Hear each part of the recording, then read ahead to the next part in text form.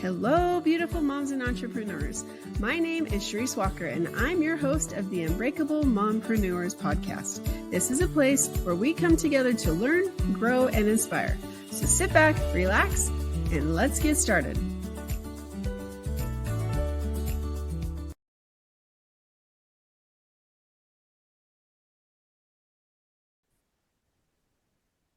Hello, Unbreakable Mompreneurs.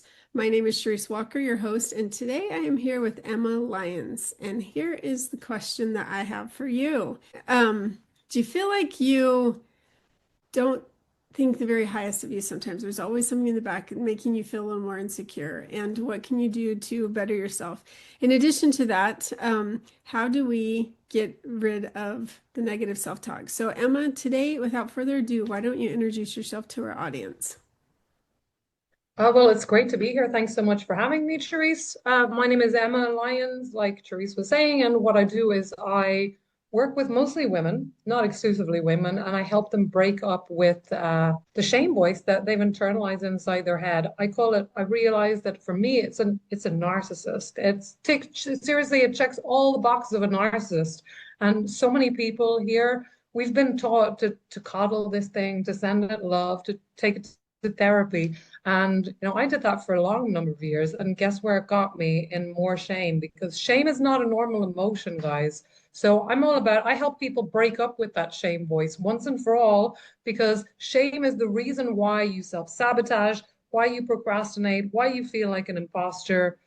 All of it can be traced back to all of it and more and all that negative thinking, that self-invalidation, it can all be traced back to shame. It's super toxic and nobody else is talking about this. And I just feel like it is my duty to get this message out there.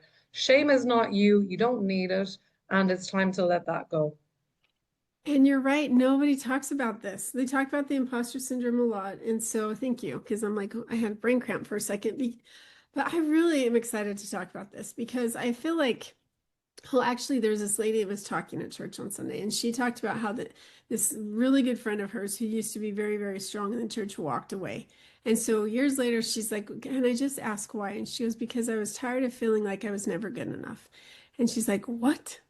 She goes, that is like that's counter the argument of the whole purpose of our religion, right? And so I got thinking about this. A lot of times people do. They just feel like they have to measure up to all these different things. And in reality, you don't.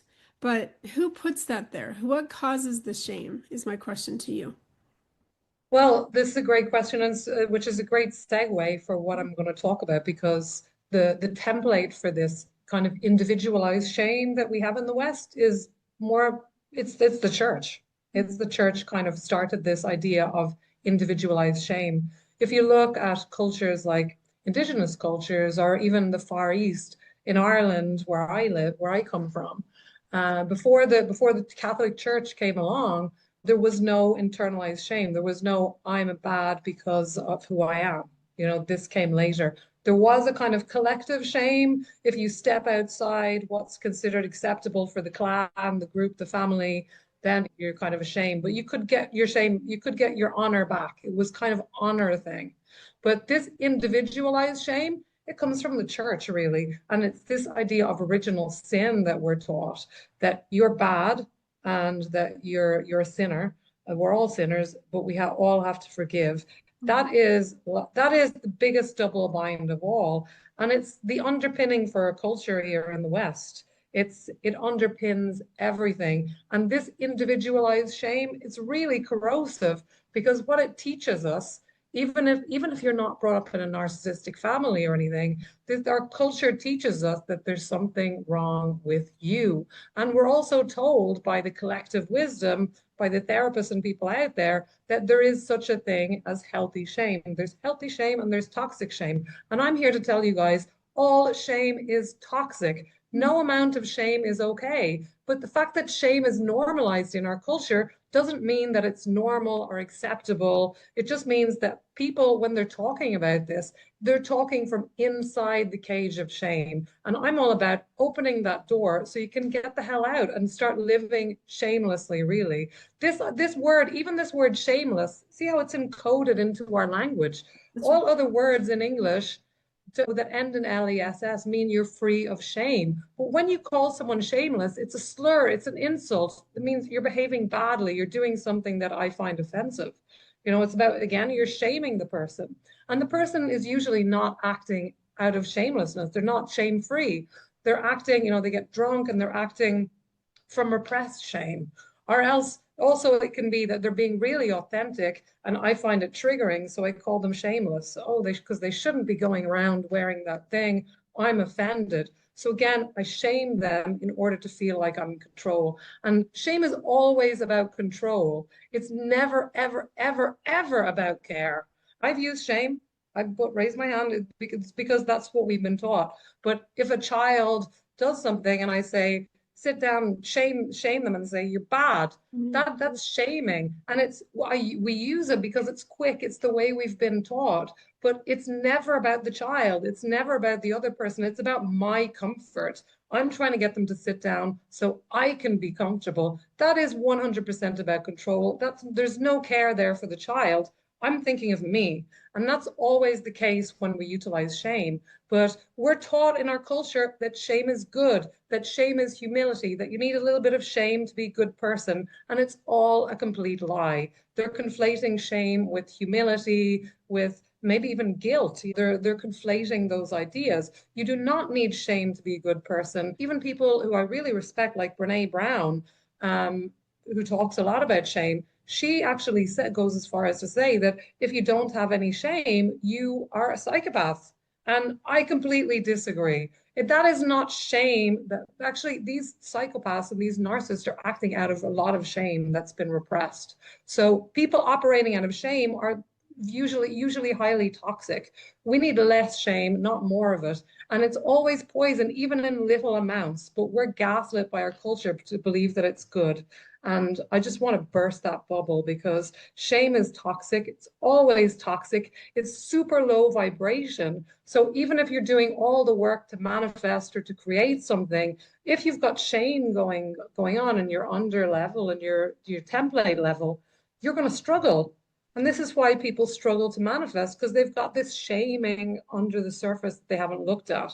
And we need to release that. We need to exercise this demon so we can reclaim ourselves and reclaim who we really are and reclaim our power back from that shame.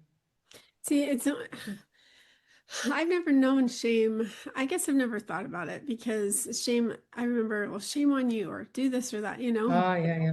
But shame to me has never been a good word. It's like a four-letter word, right? But it's five. Is it five?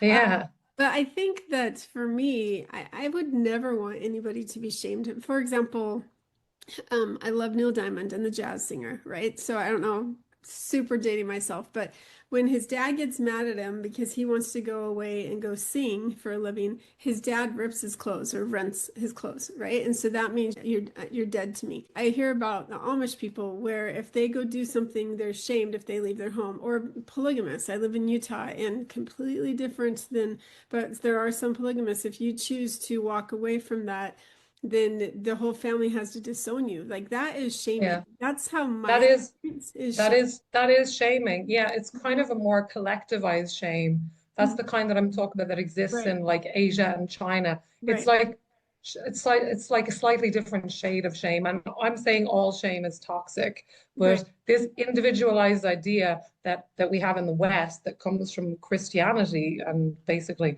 this idea of original sin, I believe is particularly corrosive. But yes, all shame is toxic because it's always about controlling. Even in those situations that you mentioned, people are trying to get out of the community, get out of the cult, get out of the religion. So we shame them. They're bad. They become bad because they've done that. But they're not bad for who they are. They're bad for what they've done. And that's the different shade that I'm talking about. In our kind of Christian, Judeo-Christian culture, you're just bad because I'm bad because I'm bad. And there's nothing I could do about that. Well, and if you're a believer in God, like that to me, any form of that, especially of yourself, is wrong. I don't believe me. I don't believe that if I were to sit in front of God and I have a conversation with him, that he would go, I can't talk to you anymore because you did this or that. I don't believe that. And so it's hard for me to believe that any type of religion or culture that does that to an individual is so counterproductive to the maker that I believe put me on this earth. And I think, again, I have a different belief, but there was Satan and then there was Christ. And Satan said, hey, they do it my way, and so I'll control it all. And then Christ said, no, they get to choose. It's free agency. And so if we shame people, then you're taking away their free agency to act a certain way. And that is wrong. So if we internalize it with ourselves, if you feel like you have to act a certain way because, well, I guess the question would be, why do you feel like you have to act a certain way? And is it a truth or is it a false? You know, and I think, is that what you're trying to help people work through in their lives? Well, I'm trying to unpack that. You had a lot Yeah. of kind of think of different points in there. Yeah. Yeah, shame is something not something that Jesus taught, for No, example, no. but it's the church. The church uses shame. Let's be real. I come from Ireland. We know our shame in Ireland, and it's not the only country that knows shame. Protestants have shame as well. It's everywhere. It's embedded in our culture. This is not something that Jesus taught. This is something that came later because shame is very effective to get people to do what you want them to do. It's always a mechanism of control for women. For example, in Ireland, before the church came along, women could hold positions of leadership in society. There was no shame around menstruation, around women. And then when the Catholic Church came along, women were downgraded and suddenly women's bodies became different. Women have been scapegoated in our culture because it's the narcissistic culture. This is what it is. That's very shame based. And the Western culture is extremely narcissistic. It promotes this idea, pushes forward that idea of individualism, every man for himself. And people inevitably find themselves playing out these shame-based roles, like in families, in narcissistic family systems. One child is designated the scapegoat. There's the golden child. There's the invisible child. There are all these roles, and this is what happens because shame is indigestible. Shame is not a regular emotion. So when parents experience shame through dysfunction or unprocessed stuff or narcissism, whatever it is, they need to find someone to project it on. So that becomes the scapegoat. And the scapegoat child becomes, they get blamed for everything or othered. And you also see this playing out in society, the exact same game plan in bigger, you see in corporations, you see it in countries. The immigrants are the problem. Rather than deal with the shame that we've got from all the terrible things that we've done in our culture collectively, it's the immigrants' fault, or it's the Arabs' fault, or it's somebody else's fault. Then we don't have to deal with our own guilt and shame. So this happens, it's like fractals, and we internalize it. It's in our families, it's everywhere. We live in a narcissistic culture that got this template, and it's extremely toxic for us because the coding for this system is shame. People operate through shame, and I think it's great that you don't shame yourself. I think that's fabulous, but you've got to if you're clear-eyed, you'll see how shame is everywhere. Yeah. People are, promotions, advertisements, they utilize shame. Women are shamed. You're too smelly down there. You have too many wrinkles. That's all shame. Men are operating through shame as well. This idea of the hustle culture. You got to work hard. You got to be a man. You got to struggle. You got to fight for. That's again shame programming, because shame tells you you're not enough. You got to prove yourself. You got to fight. You got to work. You got to hustle hard. It doesn't tell you that you're good enough as you are. Mhm. And by the way, when our whole programming has kind of forced us into this mentality that we believe that if I shame myself enough and tell myself that I'm not good enough, then I'll be better. And that's the lie. That's the huge gaslight that we've been taught. If I just shame myself and struggle and fight and hustle, then I'll be better. Shame doesn't make you better. Shame makes you shrink. Yeah. Shame makes you contract and become less. It doesn't make you become more. But our whole society is built around this idea that shaming yourself, that shaming others makes them better, and it doesn't. It's the opposite. We've got it absolutely back to front and upside down. So let's talk about some solutions then, because me as a business owner, and I'm just giving an example, okay? But a person listening to this, one of our moms that's listening to this, and you're like, oh my gosh, that's so true. And I don't know what to do. And say that they want to promote your business. And I have a lot of people, like I have one lady that she's on my team and she is petrified of going in front of a camera. She doesn't want Oh to. yeah, yeah, So yeah. it's a mindset issue sometimes. Like, why are you afraid to look at yourself? And you talk about how it's a trauma response. It So is a trauma response, yes. how come? Because we think these things are personalities, this burnout, pushing, struggling. Oh, I'm just anxious. I'm just shy, retiring. But often these things are just trauma responses because we've been modeled this dysfunction as children. And we've kind of learned that this is how we survive. So it doesn't end the role, even if we're the golden child in our family, this is the so-called best role. Mhm. You're still playing a role. You're not allowed to authentically be you. You have to fit into this box. And it looks nice and shiny, but you don't get to be you. So, and if you're the scapegoat, again, it doesn't end in childhood. You carry those patterns into your world. And this is why, for example, me, I struggled for a long time to make my business work because I had all this internalized shame and I realized it. I knew this is self-sabotage.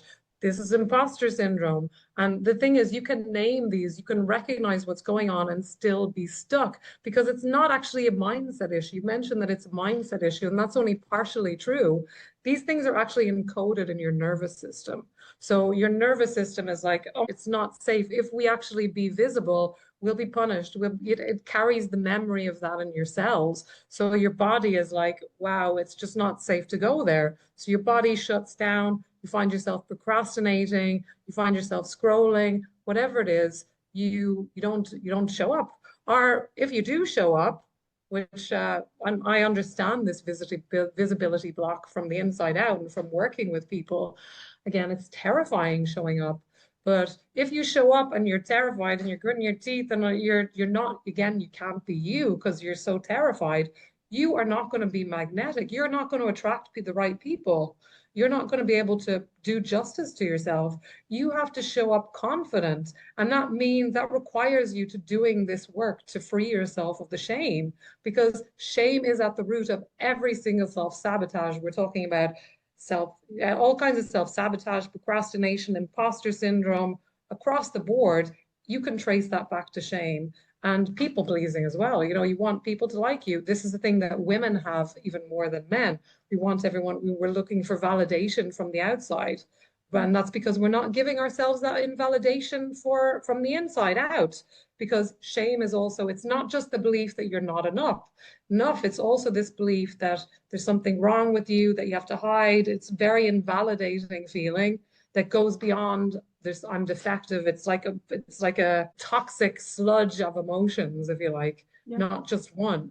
And this is why when we free ourselves of this shame, we can show up as who we really are, and we can actually learn how to receive. Because shame, as I said, it makes you contract, it makes you small. It's the opposite of receptive mode. So even if people show up and say, yes, I want to work with you, and this happened to me personally, you know, oh my, I can't do it. You start running away, or you start, oh, I don't know if I'm going to be able, or you make excuses, or you sabotage it, or you don't show up, or you tell them that you can't help them, even though you can.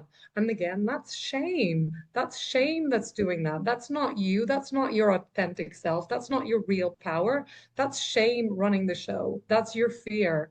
And that can be dealt with, that we can work through this. It's not about processing the shame. It's about exercising this shame, like a proper exorcism, because we've got to evict it. We've been taught in our culture that a little bit of shame keeps you good, makes you a good girl, makes you quiet, makes you nice. It's total BS. We need to exorcise that demon, because it's a parasite. It's a parasite. It sucks you dry. It's a cultural implant that takes away all your power and keeps you stuck in your little box. And we're taught, like, the common wisdom out there is that this inner critic, as it's called, is something that's trying to keep you safe. It's not trying to keep you safe, guys. This is another complete lie that we're being told. That voice, that shaming voice, is not trying to keep you safe. It's trying to keep it safe. It's not trying to keep, it's trying to kill you. It's trying to destroy your life. You owe it nothing. And the thing that really bothers me is that we're told to take to therapy, to send love to it, to treat it like a wounded child. That's not what you do with the narcissist. That gives it more supply. And it is a narcissist. It ticks every single box of a narcissist. It's a narcissist that we've internalized. It gaslights you, it minimizes you, it does every single thing that a narcissist does. And you don't owe it anything. So, are a few other symptoms that you would say, okay, maybe I do have an issue if you're the type of person that you're constantly overgiving, like Yeah, the type where I'd overeducate and I'd spend hours teaching these people stuff and yes. they'd never do anything to like Yeah. reciprocates, or you undercharge where I just had a conversation with somebody. He's like, well, how much would you charge if da da da da da? I'm like, this much. Huh, you know, but I used to be, oh, I won't you charge you anything or just 1,500. But yeah, I've spent hundreds of thousands on the education, my experience. Why would I only charge 1,500, right? And so talk to us about those type of things. Like, why are some people so afraid to charge what they actually are valued at? I'm going to sound like a broken record here, Charisse. It's again, it's shame. If you don't feel like you're worthy, if you have this thing inside you that tells you you can't do that, that you're not allowed, that what are people going to think? Oh, you can't charge that much. That shrinking voice, that's shame. That's shame. It's the shame is at the root of it. So you can't stand up and proudly say your voice because you have this thing that's saying you can't do it or you don't deserve it or you should charge less or you should give more and then you overgive. You give too much and then people don't appreciate you because you're not appreciating yourself. And they So we don't got to value you. appreciate ourselves first. And appreciation, that's what money is. It's appreciation. You know, it's how we give and receive love. Given money is just a symbol for that. So we get ourselves caught in a tangle, but it's all so much shame. Shame is like the toxic substrate of all of this stuff. So how did you break? Because people don't usually use the word shame. I've heard guilt a lot. How did Well, you go from therapy? You tried it. How did oh you yeah. develop this method where you saw clarity and said, no, this is what it is. And then Yeah. once you figured that out, why did you decide I want to help people with this? Well, I realized that shame is the underpinning for all of the problems that I experienced and that I see a lot of women particularly, but also men, everyone. Everyone's got this shame. It's not exclusive to women, but women were a bit more emotional, so we experience it a bit more closely. This is why men don't experience imposter syndrome in the same to the same degree as women. But I realized that shame is the root cause, and all the things. I mean, I used to focus a lot on money blocks, but again, money blocks are always about shame. So these are just symptoms and the real root of all these things. So if you just cut, like if you've got a tree and you just clip off a few branches, guess what? It's going to grow back. But if you pull it out by the root, and this is the shame, this is how you really create freedom for yourself. So that's how I started realizing that shame is toxic and that it's never helpful. I mean, guilt people when people defend shame, they often conflate it with humility. So they say shame is good because it keeps you humble, it keeps you knowing that you're not God, but that's not shame. Shame doesn't do that. You don't need shame for that. That's humility. And they often also conflate it with guilt. And guilt is another emotion that's quite low vibration, but not the same low vibration as shame. Shame is like rock bottom. Guilt is the belief that I've done something bad.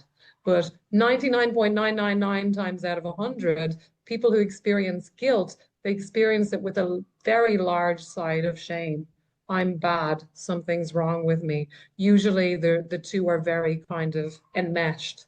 So this is then, and you can argue perhaps that we need guilt to recognize that we've done something wrong.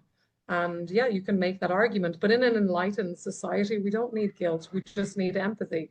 Mhm. And we definitely don't need shame to be a good person to recognize that we've done something bad. We need more empathy. And guess what? Shame shuts down in the brain. It shuts down your ability to empathize and connect with other people and makes you get really focused on yourself and really contracted and in my own self-absorbed. So that's what shame does. And this is why I really stand against the people who say that we need shame in order to be a good person, in order to recognize that we've done wrong.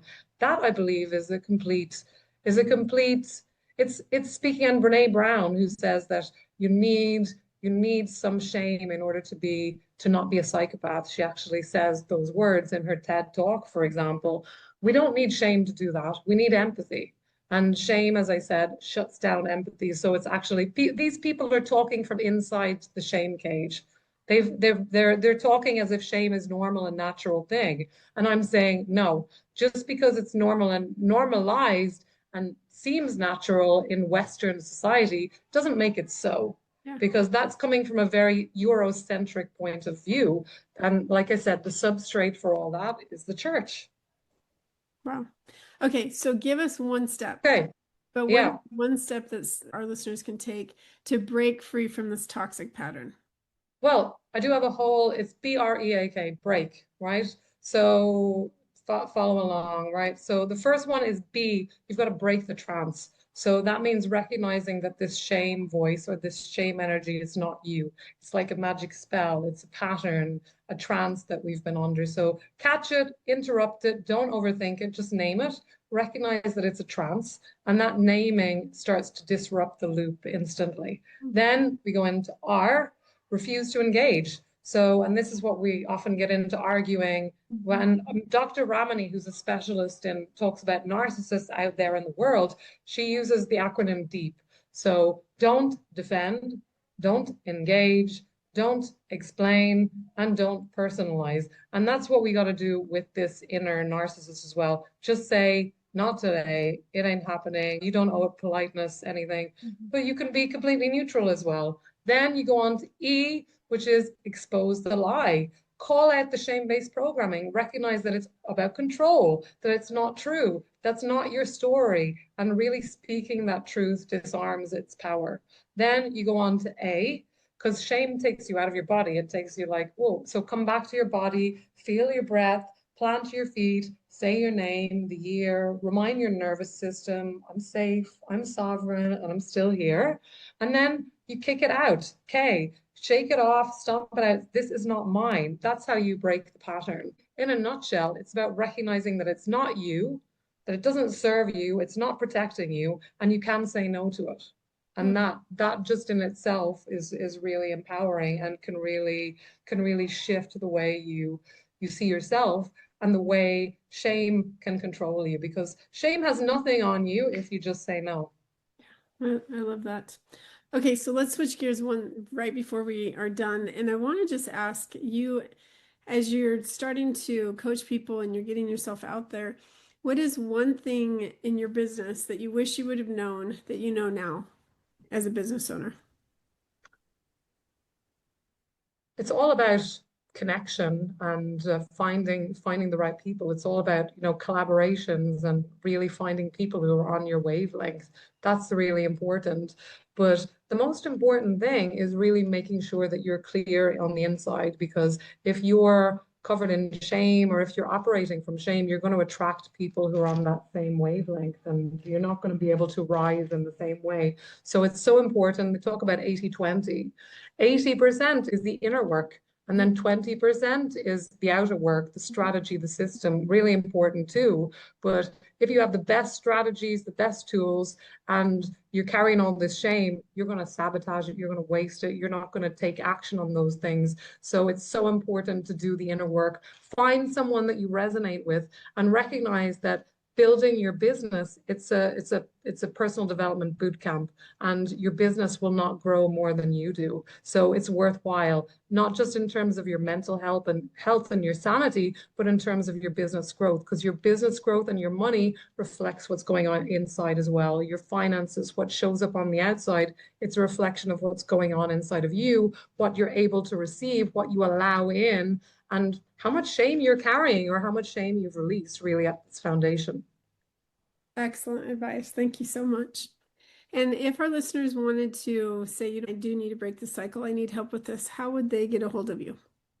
Well, you can reach out to me. I am trauma.matrix everywhere.